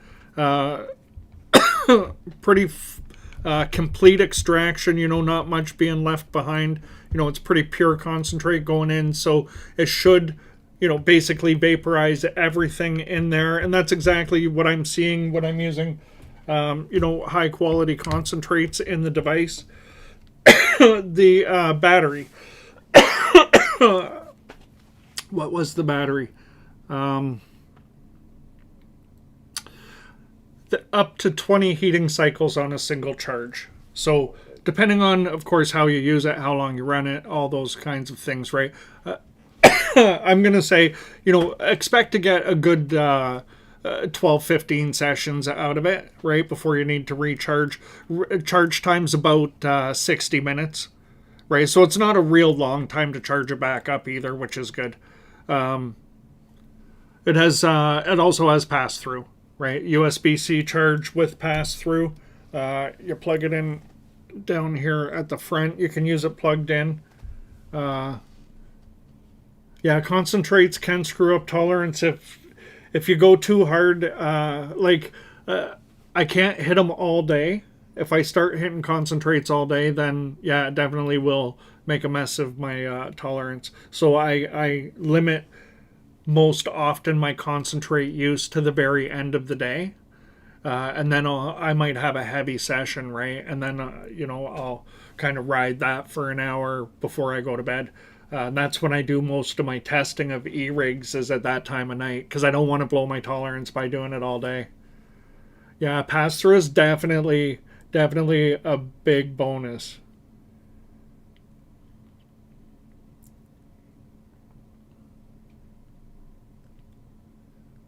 Son of Keith, you got it going on. First Roscoe of the evening, eh? Yeah, so, you know, honestly, I like the size, right? It's, what was 6 inches tall, right? It's not all that tall, 3.3 inches wide, right? So, it's, you know, it doesn't take up a whole lot of space. It's definitely far more portable than some of the other e-rigs out there. So, you know, calling it the Switch Go, in my opinion, definitely makes sense. You know, like I said, I haven't had it that long. Not really long enough to have a full review ready opinion, but from the preliminary testing that I've done with it, right, the way the electronics work, the smoothness of the dab, the effects of dabbing with it, you know, those kinds of things. Yeah, I'm really enjoying the experience so far, for sure. I look forward to getting to know it a little bit more. I think, what am I, a dozen dabs. So, you know, you can't really learn a device in a dozen dabs, but you can get an idea of if you like how it goes, right? And sometimes I can drop a dab in a new e-rig, and on the first dab I can be like, okay, I got to turn this to a different temperature, and if that doesn't work, I don't know what to do with this. I can tell on the first dab, right? When I hit this for the first time, I was like, oh, damn. Oh, this one surprises me. And the energy is very smooth, the way that it gets delivered. So, you know, your temperature really holds very steady while you're hitting the device, right? So you're not getting these big dips in temperature, which take you through inefficient vaporization. It holds very steady. However you set it, it's following that, because it's super responsive for heat. So, yeah. It has a dab counter on the app, right? That's what I'm looking at here, as I'm looking at the app. So it's showing me, right, it's telling me the temperature inside the chamber right now is 119 Fahrenheit, and I've had 12 dabs on it, right? And then the app is actually, for those who who haven't used the Dr. Dabber app. It's pretty sophisticated. It does a good job. I don't really have any major challenges using the app. And it gives you everything you need, right? And you can, I like the fact that, you can set lights and do that kind of stuff on these devices. If you're going to run it off of an app, it's pretty cool to be able to customize a bunch of stuff, right? And Dr. Dabber definitely gets you to a point where you can customize some stuff.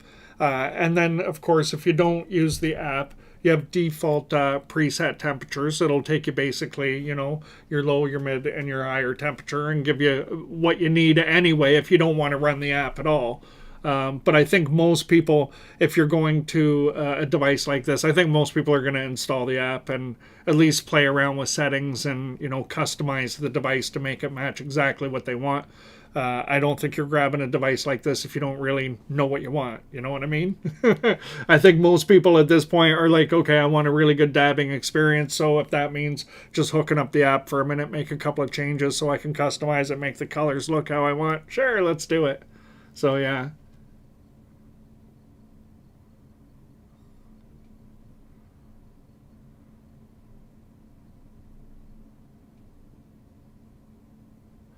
This one, it's pretty fresh on the market.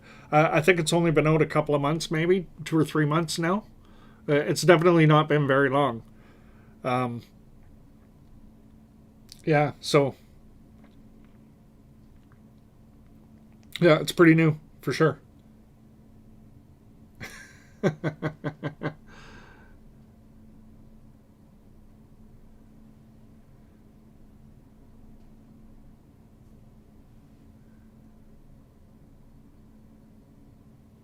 Right? Yeah, thank goodness the medicine comes from nature is right. So, okay, I wanted to ask you guys a few questions about what you like in a dabbing experience. If you could answer any of these questions, that would be great. Because I'm going to, of course, I'm going to create full reviews of some e-rigs, and you guys can help me out, right? If you let me know. I want to ask a few questions, and you can tell me if you know, and it'll shape how I do some things moving forward. So, for instance, if you're using an e-rig, do you prefer to load it when it's cold and then heat it up with the dab in there, or would you rather heat it and then put the dab in and hit it? Do you have a preference on that? I know some people find they really want to go one way or another on that. Just when you load the dab in, do you want to do a cold load or a hot load? I heard it. But if you can chime in which way you like, okay. I'm not going to say that like that. Too funny. But if anybody's aware of that, cold start. Okay, beautiful. Thank you, Max. Cold start. Okay. Appreciate that, Azra.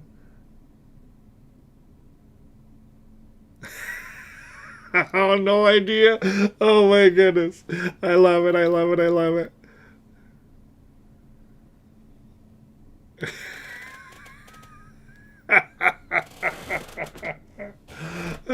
Too funny. Okay, cool.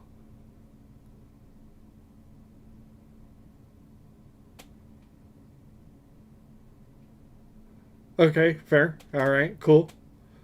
All right, so most people like a cold load, eh? Okay.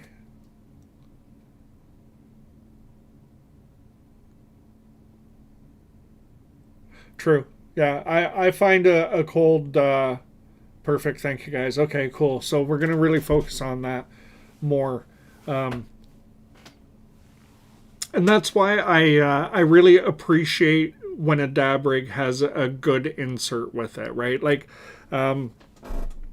the Switch 2 and the Switch Go, they both have that insert in them, right? And the insert it's just a little bit of a thermal buffer so that when you do load cold and it heats up, it's just a more gentle heating process than if the heater's right on the ceramic of the atomizer. At least in my own experience, right? I mean, everybody experiences it differently, but I find it's just maybe a little bit more gentle on the heat up with the insert. So interesting. Okay, cool.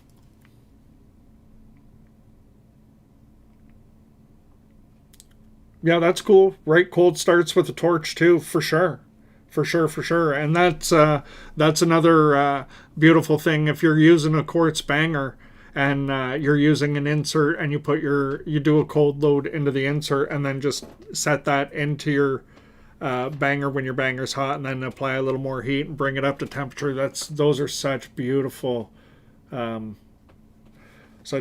way to dab. We're gonna have to do that one night. I'm already planning that actually for September is to do a torch and banger night, and we'll play around with a couple of different inserts and stuff, and we'll look at that.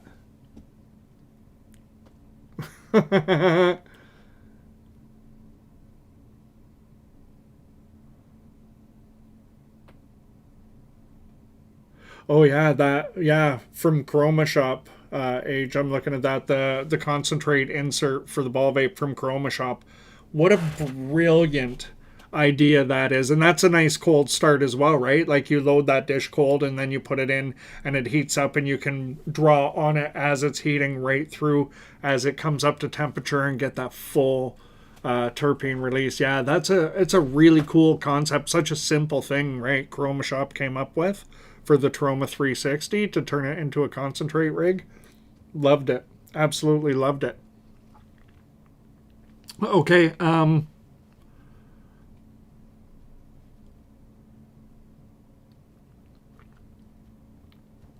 When when um, when you're dabbing, are you looking to get? Is it about effects or is it about clouds? Right. Like and they're two different things because when you chase clouds, right, sometimes you're willing to compromise flavor and a bit of effect, right? Because once you push to a certain point, you might get more stoned, but you lose some of the effects from the concentrate because you're burning off a lot of the terpenes. So there's a sweet spot with most concentrates and devices. When you get it right, you get like just this kind of full spectrum, as much out of the concentrate as possible. There's a sweet spot for it. But I don't know if everybody looks for that sweet spot or if it's like, no, I just want something that I can absolutely blast massive clouds, get really, really high, and not choke my face off, or if it's like the highest priority is flavor. Where do you guys land on that? Because, okay, it's about effects. Clouds are a bonus. Thank you. Appreciate that.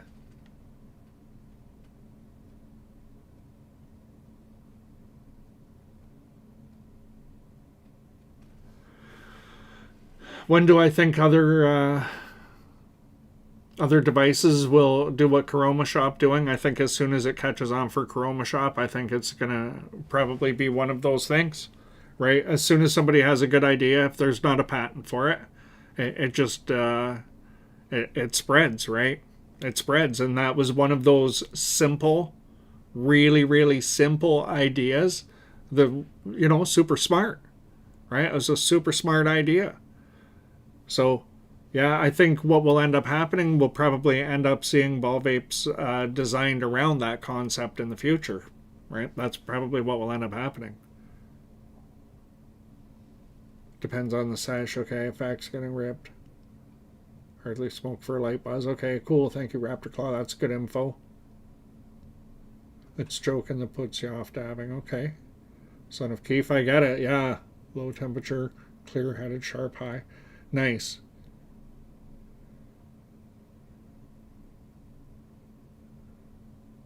Max flavor without diminishing effects. Okay.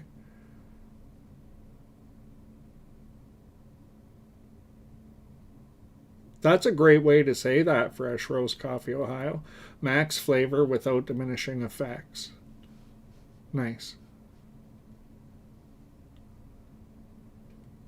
I probably go, if I was to word that same concept, I'd probably just flip it around. Max effects without compromising flavor. That's kind of where I'm trying to go to. I find for me, if I really want to push sort of the maximum, I'm going 500 Fahrenheit, 510 Fahrenheit is getting me kind of where I feel the max I want to go for a dab is. I don't like going much more than that. I don't enjoy the flavor beyond that.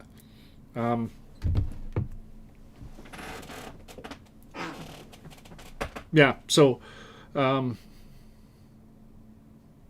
yeah, it's funny, right? Like concentrates it's a whole other world compared to dry herb vaping, right? It is definitely it's like cousins, right? Or something like that. It's definitely but it's its own world, right? It runs a parallel thing. You know, you have the devices. There's definitely crossover, but you know, you have a whole lane of e-rigs and concentrates and vape pens and all of that stuff. It's its own whole lane for sure, right? And dry herb vaping's its own lane. It's pretty cool. The crossover is fun too, though. It definitely is, but you got to be careful for sure with your tolerance with with concentrates. I learned that one too. I had to kind of work back from having too many concentrates, too often. Right? I ended up blowing my tolerance, and it took me a little while to get it back. And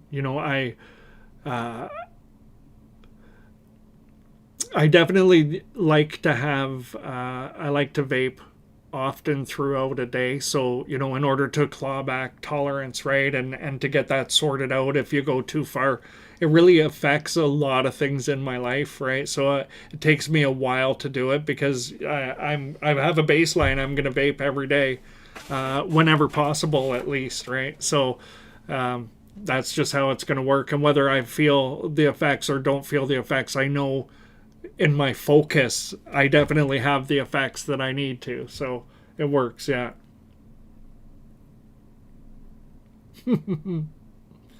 What's a tolerance?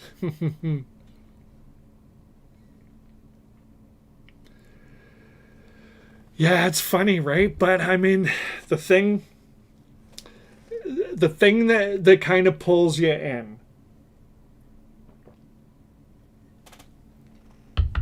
it's exactly as it sounds. It's concentrated. So if you want a bigger experience, you just put a little bit more on there and then you get absolutely slammed from it. And when when I started with concentrates, my goal was to see if I could get, I called it the shatter sweat, right? I think a lot of people did.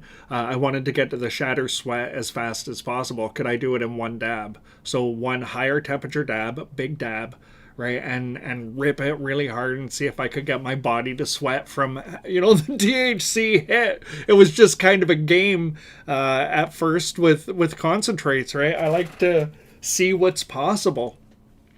And I was like, whoa, yeah, it hits like regular flower. It's very hard to get that kind of an effect out of, right? So it becomes a thing that for me it was in my head where I was like, oh, I could always just have a dab and I could, pop up a level of buzz right now if I wanted to really easily. And it kind of pulled me in over and over, right? So it's one of those things maybe you're better off not knowing, but it's also if you have any self-control at all, it's pretty fun to have it available to you on occasion, right? And that's what I learned to do was to control myself with it, right? Because I don't want to go through that again. I definitely don't want to go through that again. It takes a while to reset that. It definitely takes a while to reset. Yeah. But see, now I'm sitting here and I'm thinking about this and I'm like, oh, I want to have another one of those dabs because that hit so hard. But we're getting pretty close to wrapping up the live stream, so maybe I'll have another one right now. Get the app back. Why not? We'll do it.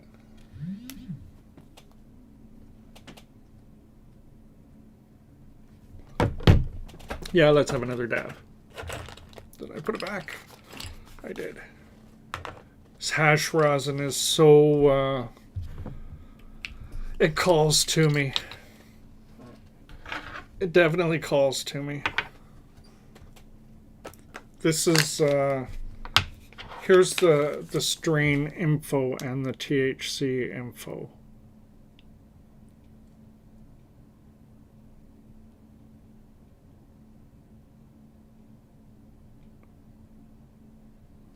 So it's live hash rosin.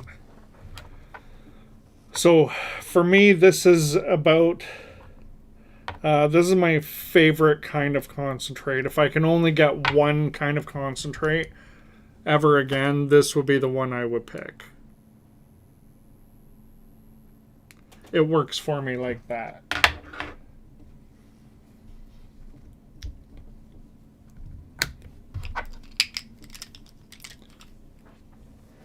All right, let's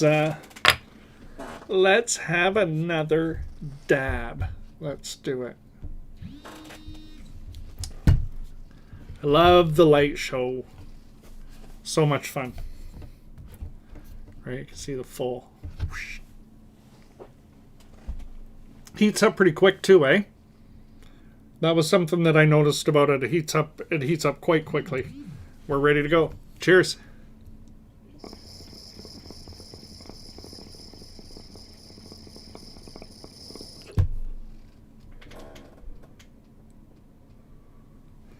Really smooth, really flavorful.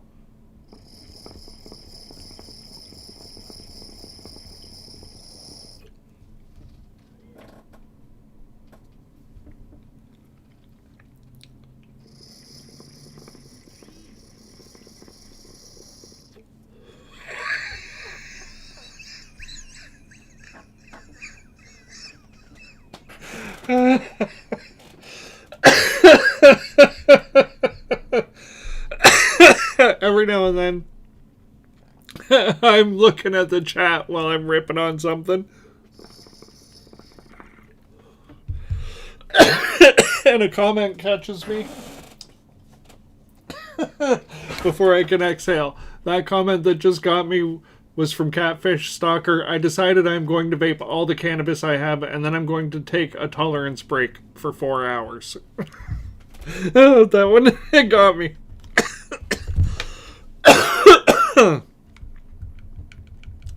Super banana flavored, that hash rosin. Ripe banana, it said, I think. And it definitely has that flavor, for sure. Really enjoy the Switch Go, for sure.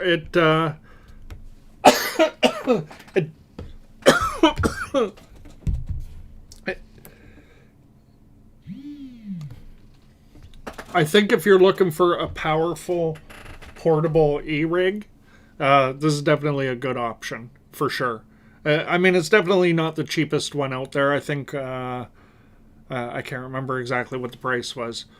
Yeah, but I mean, definitely not the cheapest one out there, right? But when it comes to devices like this, you kind of get what you pay for. And this one, as far as I can tell so far in the number of dabs I've had, I find the energy is smooth. I find the delivery of the vapor is really good through the water piece. I find that it's pretty smooth regardless of temperature I'm running, even if I turn it up a bit more. And I did run one dab at 525, and I mean, I had a bit of a cough at the end, but I mean, it was still, it hit really hard. Which was the goal, right? So, yeah. That's funny, JP. The last time I didn't smoke for 4 hours, I was asleep. No, there's definitely days I go more than 4 hours. But if I try and get all the things out of the way in the day that I should have out of the way before I vape for the first time, like driving and stuff like that, right? If I have to go out and deal with things in the outside world, I get those out of the way, right? I plan things for the morning, so that's out of the way. But then it's kind of a, constant top up all day, right? Sometimes a little harder, sometimes a little less, but it kind of, I plug away all day, having a bowl here, a bowl there. I think a lot of us do, right? I think many of us have a lifestyle now that allows that, right? And that's super cool too. Because I know that, not everybody's using it just for, let's say, for escapism, right? There's more to it. I mean, this crew of people definitely is using it different than full escapism, right? Nobody seems to be doing that right now. Right? Responsibility then stoned, yep. Yep. Oof. Oh yeah, that dab definitely hit. Definitely hit. All right, so quick summary on the Switch Go. It's pretty cool. It's pretty cool.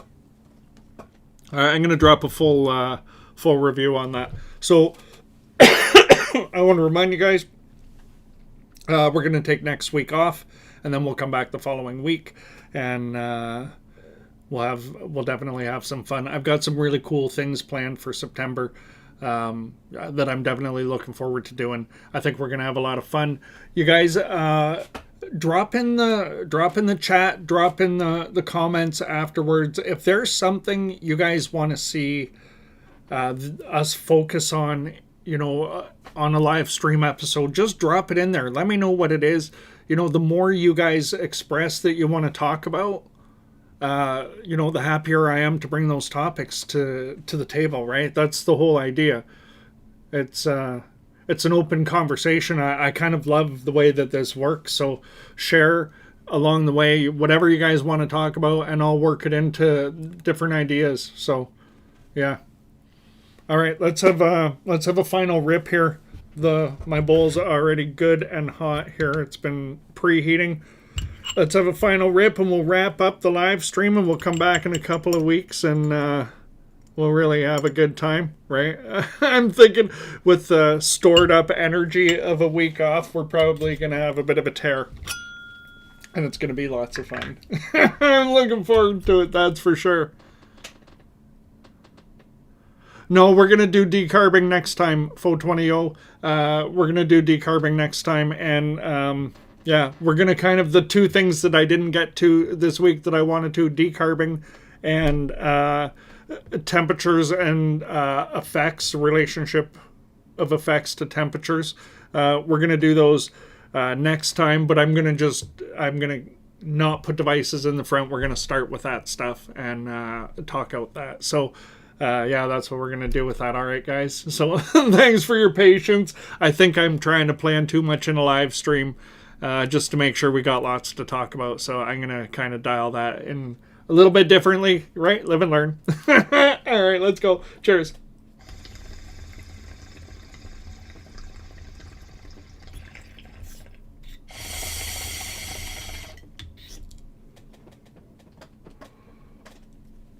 Oof. All right, that was a good one. All right, my friends, thank you all so much for being here. Thanks for taking time out of your busy lives to come and hang out and to do this. And thanks for the energy you brought to the table tonight. And we'll see you in a couple of weeks, whether it be on Thursday or Friday. Hopefully it'll be on both. But I will let you know. I will definitely still be dropping, video content. So make sure you come to the channel, check it out. I'll make sure I'm posting posters with the link, the quick link, so you can find the videos if the notifications aren't working. Because sometimes that happens. And please take a second, if you wouldn't mind, as you're leaving the stream tonight, just double check that you're still subscribed to the channel. Sometimes YouTube does a reset and, subscriptions may get reset. So just double check that you're still subscribed to the TableTop Bong channel. And if you want to put the notifications on, that's awesome too. But just double check that that's going on. Because I know some people are saying that all of a sudden they didn't realize it, but they were no longer subscribed. So anyway, all right, thanks, my friends. This was a really fun live stream tonight. I had a really great time with you guys. And I look forward to doing it again in 2 weeks. All right, until then.